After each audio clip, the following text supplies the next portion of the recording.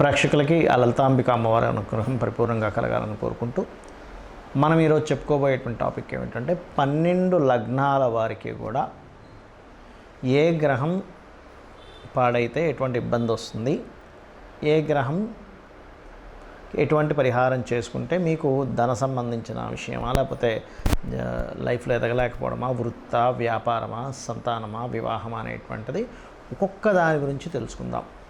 అందులో మరి ఇవేమీ లేని వాళ్ళు ఉంటారు, జాతచక్రం తెలియని వాళ్ళు, నక్షత్రం రాశి తెలియని వాళ్ళు, వాళ్ళకు కూడా ఏం చేసుకోవాలనేది వీడియో ఆఖరిలో చెప్తాను. వీడియో ఆఖరి వరకు చూడండి. మేష లగ్నము, లగ్నం తెలియని వారు రాశి నుంచి చూసుకోండి, బట్ లగ్నమే ప్రధానం గుర్తుపెట్టుకోండి.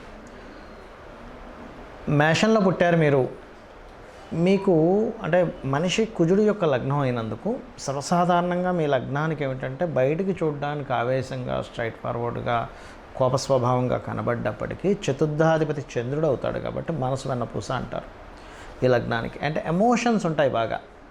అయితే మీరు ఒకవేళ మీరు ఎదగలేకపోతున్నారు లైఫ్లో అంటే దాని అర్థం ఏంటంటే మీ లగ్నాధిపతి పాడయ్యాడు. చాలామంది తెలియక ఏమనుకుంటారంటే ఏలినాటి శని నడుస్తుంది అందుకే ఎదగలేకపోతున్నానేమో, లేకపోతే కాలసర్ప దోషం ఉందేమో. ఉంటాయి, దాని ప్రభావం కూడా కొంత ఉంటుంది, ఉండదని కాదు. కానీ మెయిన్ రీజన్ మీరు ఎదగలేకపోతున్నారు, బాగా నలిగిపోతున్నారు లైఫ్లో అంటే మీ కుజుడు పాడయ్యాడు. అప్పుడు మరి ఏం చేయాలి? సహజంగా కుజుడు మీకు లగ్న అష్టమాధిపతి అయినందుకు సహజంగా మీకు కుజుడు పాడయ్యాడంటే యాక్సిడెంట్ ప్రోన్స్ ఎక్కువ అవుతుంటాయి. అంటే ఏమిటి యాక్సిడెంట్ అంటే ఎంతసేపు మనం వాహనమే వచ్చి మనల్ని తాకాలని రూల్ లేదు. లైఫ్లో అన్ఎక్స్పెక్టెడ్గా కొన్ని టర్న్స్ తీసుకుంటుంది లైఫ్.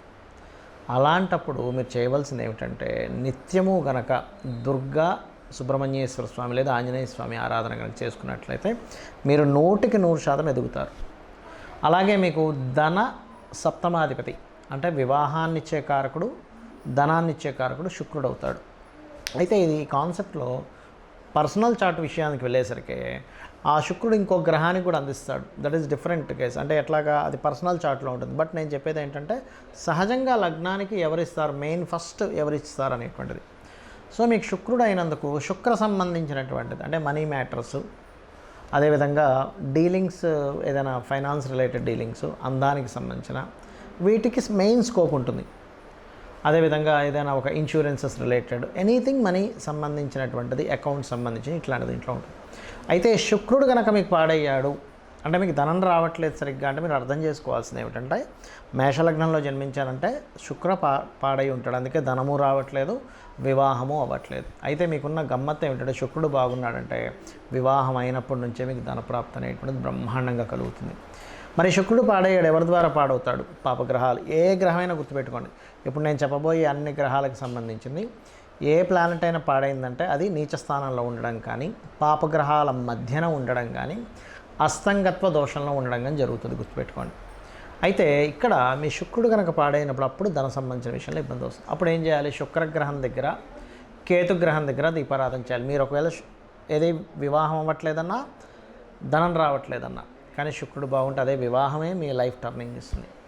అయితే ఈ లగ్నంలో పుట్టిన వారికి ప్రధానంగా ఏంటంటే పూర్వజన్మ కర్మ బంధువర్గంతో, రుణంతో సంబంధం కలిగి ఉంటుంది. అంటే బంధువర్గాలకి అప్పులు ఇవ్వడం, బంధువర్గం దగ్గర అప్పు తీసుకోవడం ద్వారానే మీ లైఫ్ నలిగిపోవడం జరుగుతూ ఉంటుంది ఎక్కువగా. అంటే దీని జోలికి ఎక్కువగా వెళ్ళకూడదు అనేటువంటిది మీ లగ్నం చాలా స్పష్టంగా చెప్తుంది. అలా కాదండి నా బుధుడు చాలా బాగున్నాడు, అలాంటి వాళ్ళకి చిట్ ఫండ్స్ కలిసి వస్తాయి, మళ్ళీ డైలీ వేజ్ కలిసి వస్తాయి. కానీ 99% ఆఫ్ కేసెస్లో దీని మూలంగానే ఇబ్బంది పడతారు. మరి ఎప్పుడు దీనివల్ల నేను ఇబ్బంది పడుతున్నానండి అనుకునేటువంటి వారు ఓం అపర్ణాయై నమః మంత్రం చేసుకోవడము, బుధ కుజ గ్రహాల దగ్గర, వీలైతే కేతు గ్రహం దగ్గర ఎక్కువ అప్పులు ఉన్నాయంటే ఇది చేయాలి. చంద్రుడు 4వ అధిపతి అవుతాడు.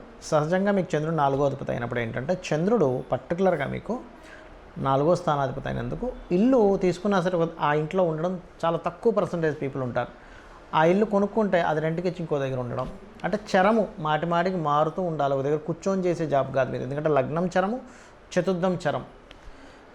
అలా ఈ మార్పులు అనేది ఎక్కువగా ఇస్తుంది. ఈ చంద్రుడు వెళ్ళి కనుక ఇంకో చర్రాసుల్లో ఉంటే ఇంకా ఎక్కువగా ఉంటుంది మార్పులు అనేటువంటిది. అయితే మీరు ఎక్కడైతే నివసిస్తుంటారో అక్కడ దగ్గరలో ఖచ్చితంగా ఈ నీటికి సంబంధించినవి, ఈ పొలాలు, పంటలు ఖచ్చితంగా ఉంటాయి. కొంచెం కొండ ప్రాంతాలు, ఎక్కువ చెట్లు ఉండడం, ఇలాంటివి ఎక్కువగా ఉంటుంటాయి సర్వసాధారణంగా. అయితే ఇది పర్సనల్ చార్ట్లో ఉండే గ్రహాన్ని బట్టి కొంత మార్పులు వస్తాయి. అయితే ఇక్కడ మీకు చంద్రుడు కనుక బాగున్నాడు, అంటే మెంటల్లీ చాలా స్ట్రాంగ్గా ఉంటారు మీరు. ఒకవేళ మీరు మానసికంగా ఎక్కువ ఇబ్బంది పడుతున్నాము, ఎందుకంటే మీకు న్యాచురల్గా 4th లార్డ్ చంద్రుడు అయ్యాడు, అలాంటప్పుడు మీరు చేయవలసింది ఏమిటంటే అన్నదానం చేయడము, చంద్రగ్రహం దగ్గర, రాహుగ్రహం దగ్గర, శనిగ్రహం దగ్గర దీపారాధన చేస్తూ ఉండాలి. మీకుండేటువంటి గొప్ప యోగం ఏంటంటే పంచమాధిపతి రవి. పంచమాధిపతి రవి అయినప్పుడు ఏంటంటే సంతానం మూలంగానే మీకు పేరు ప్రఖ్యాతులు వస్తాయి. పేరు ప్రఖ్యాతులను ఇచ్చేవాడు సంతానంతో లింక్ అయి ఉన్నాడు, క్రియేటివిటీతో లింక్ అయి ఉన్నాడు, అదేవిధంగా రాజకీయంతో లింక్ అయి ఉన్నాడు. కాబట్టి రాజకీయం ద్వారా పేరు రావడము. అయితే ఇది కొన్ని కేసెస్లో ఇబ్బంది కూడా కలగవచ్చు. ఎప్పుడు ఈ రవి పాడైతే, రవి బాగున్నాడంటే సంతానం వచ్చినప్పటి నుంచి మీకు లైఫ్ టర్న్ అవుతుంది, రాజకీయాల్లోకి వెళ్ళడం ద్వారా టర్న్ అవుతుంది, మెడికల్ రిలేటెడ్ వాటి ద్వారా టర్న్ అవుతుంది, మీ ఆరోగ్యమే మీకు గొప్ప విషయాలను ఇస్తుందని తెలుసుకోవాలి. అయితే ఇక్కడ మీకు దశమ లాభాధిపతి అంటే ఒక బిజినెస్, జాబ్ ఒకటే కాకుండా బిజినెస్ చేయాలనే ఆకాంక్ష కూడా మీకు ఉంటుంది. మరది సక్సెస్ అవ్వాలంటే మీ యొక్క శని భగవానుడు స్ట్రాంగ్గా ఉండాలి. న్యాచురల్గా అందరికీ శని స్ట్రాంగ్గా ఉండాలి, ఇది వృత్తి వ్యాపారాల్లో రాణించాలంటే. ఒకవేళ ఆ శని కనుక వీక్గా ఉన్నట్లయితే శని కుజకేతు గ్రహాల దగ్గర దీపారాధన చేయండి. మీకు భాగ్య వ్యయాధిపతి గురువైనందుకు మంచి కర్మలు చేయాలి అనేటువంటిది, దైవ కర్మలు చేయాలి, దైవ సేవలు చేసేటువంటి మీకు ఆఫర్స్ అనేవి వస్తూ ఉంటాయి. అంటే దైవ సేవ చేయడానికి ఉండేటువంటి ఆఫర్ వస్తూ ఉంటుంది. తిరుపతిలో అక్కడికి వెళ్ళేదైనా కొన్ని ఉంటాయి సేవలు, అట్లాంటివి చేయడానికి వాలంటీర్స్గా తీసుకుంటారు, అటువంటివి ఉంటాయి. కానీ ఎవరికైతే ఈ గురువు పాడవుతాడో, రాహుతో ఉంటాడో, అప్పుడు వాళ్ళు విదేశాలకు వెళ్తారు మళ్ళీ. కాకపోతే గురుచండాల యోగం విపరీతంగా ఉంటే మాత్రం వాళ్ళు కొంచెం వ్యసనాలకు గురవుతుంటారు. అంటే మీరు ఎక్కువ వ్యసనాలకు గురవుతున్నారు, మీ ధర్మానికి కారకుడు పాడయ్యాడని అర్థం చేసుకోవాలి. అయితే మీరు ఒకటే గుర్తుపెట్టుకోండి, మీ లైఫ్ని మొత్తం మీరు ఒక మంచి దీంట్లోకి తీసుకెళ్లాలంటే సుబ్రహ్మణ్యేశ్వర స్వామి మరియు సూర్య నమస్కారాలు, సూర్య భగవాను ఎక్కువగా ఆరాధించాలి. అన్ని విధాలా మీకు బాగుంటుంది. చాలామందికి ఉన్నటువంటి అపోహ కానివ్వండి, కొంత ప్రభావం దాని మీద ఉండుంటూ ఉండదని కాదు. ఏలినాటి శని ప్రభావం ఉంది అందుకే నా లైఫ్ ఇలా అయిపోతుందని, లేకపోతే సర్పదోషం ఉందని, లేకపోతే పితృదోషం ఉందని, ఇట్లాంటివన్నీ భయపడుతూ ఉంటారు. కానీ ఒకటే గుర్తుపెట్టుకోండి, మీకు నిజంగా సర్పదోషమే ఉంది. అసలు అది ఎలా చూసుకోవాలి? సర్పదోషం ఎప్పుడు కూడా కుజరాశుల్లో రాహు ఉండడము, లేదా కుజశని కాంబినేషన్, కుజరాహు కాంబినేషన్, ఏదైనా గ్రహం అంటే సర్పగ్రహాలైనటువంటి ఈ యొక్క రాహుకేతువులు లగ్నంలో ఉన్నప్పుడు కూడా మీకు సర్పదోషం ఏర్పడుతుంది, గుర్తుపెట్టుకోండి. అయితే సర్పదోషం ఉన్నంత మాత్రాన్ని ఏదో అయిపోతుందని అనుకోకండి. కొంచెం వాళ్ళకి సర్ప సంబంధించినవి కల్లోకి రావడం, లైఫ్ సడన్గా మార్పు రావడం జరుగుతూ ఉంటుంది. దానికి సింపుల్గా ఏమీ లేదు, ఏం పెద్దగా భయపడిపోవాల్సిన పని లేదు. మీరు చక్కగా కాళహస్తికి వెళ్ళండి, ఈశ్వరుణ్ణి దర్శనం చేసుకోండి, అక్కడ పరమేశ్వరుడు దర్శనం చేసుకోండి, రాహుకేతు పూజ చేసుకోండి, క్లియర్ అయిపోతుంది. లేదు అంత దూరం వెళ్ళలేము, చక్కగా మీ ఇంటి దగ్గర ప్రతిష్ట ఉంటుంది, నాగప్రతిష్ఠ చేసిన ఉంటాయి, రావి చెట్టు చుట్టూ ప్రదక్షిణం చేసి ఆ ప్రతిష్ఠ మీద పసుపు కుంకుమ గంధం కలిపినటువంటి నీటిని అభిషేకంగా వేయండి, సరిపోతుంది. అలా కాదండి కాలసర్పదోషం ఉందండి అంటూ వస్తుంటారు నా దగ్గరికి. అసలు కాలసర్పదోషమే ఉండదు ఆ జాతకాలు. ఇంకోటి ఏంటంటే కాలసర్పదోషం కాలానికి అప్లై చేయమన్నారు, జన్మజాతకానికి కాదు. అయితే చాలామందికి అది ఎలా చూసుకోవాలని కూడా డౌట్ వస్తూ ఉంటుంది. అది ఏమిటంటే చాలా సింపుల్. రాహు కేతు ఎప్పుడు కూడా సమసప్తకాల్లో ఉంటారంటే రాహు మేషంలో ఉంటే కేతు తులలో, లేదా రాహు వృషభంలో ఉంటే కేతు వృశ్చికంలో, రాహు మిథునంలో ఉంటే కేతువు ధనస్సులో, ఇలాగా 1/7 యాక్సెస్లో ఉంటారు.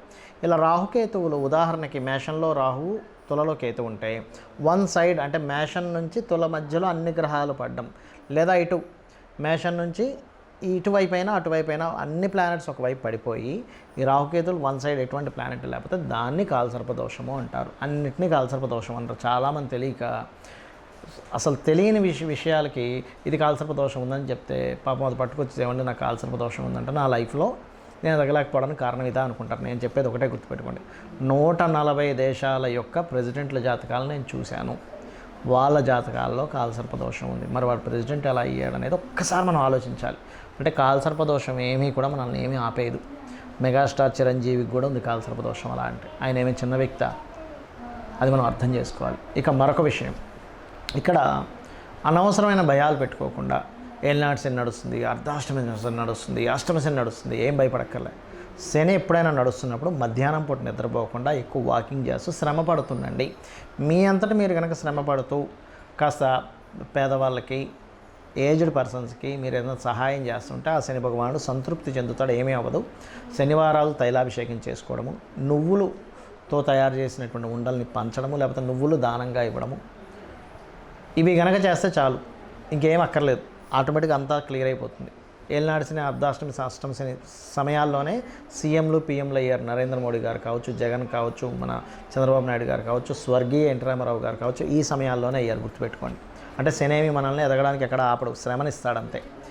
ఇక పితృదోషాలు, మాతృదోషాలు, స్త్రీశాపాలు ఇవన్నీ అలా ఏర్పడతాయి. శుక్రుడు పాడైతే స్త్రీశాపం. అప్పుడు ఏం చేయాలి? స్త్రీల ద్వారా ఇబ్బంది వస్తున్నప్పుడు వాళ్ళతో కొట్లాడకూడదు. నేను పూర్వజంలో చేసిన కర్మ అనుకుని అమ్మవారిని ప్రార్థించుకోవాలి, శ్రీమాత్రే నమః అనుకోవాలి. పితృదోషాలు ఏర్పడ్డాయి, అమావాస్య నాడు స్వయంపాకం ఇవ్వాలి పెద్దలకి. అదేవిధంగా మాతృదోషం ఏర్పడింది, తల్లితో ఏదో ఇబ్బంది ఏర్పడడం, తల్లి యొక్క బాధ్యతలు మీరు చూసుకోవడం జరుగుతుంది. అలాంటప్పుడు కూడా శ్రీమాత్రే నమః బ్రహ్మాండంగా పనిచేస్తుంది. ఇది అర్థం చేసుకొని మీరు జ్యోతిష్శాస్త్రం అంటే ఒక వెలుగుని చూపించేది కానీ భయపెట్టేది కాదు. కాబట్టి ఈ రకంగా మీరు కనుక తెలుసుకొని వెళ్తూ మీ పర్సనల్ చార్ట్లో గ్రహాలు ఒక్కొక్కరికి ఒక్కో రకంగా పనిచేస్తుంది. ఒక నక్షత్రం వాళ్ళందరికీ ఒకలాగే జరగాలని లేదు, ఒక లగ్నం వాళ్ళకి అందరికీ ఒకలాగే జరగాలని లేదు. ఎందుకంటే వీళ్ళు పుట్టిన సమయానికి వాళ్ళు పుట్టిన సమయానికి గ్రహాల్లో తేడా ఉంటుంది.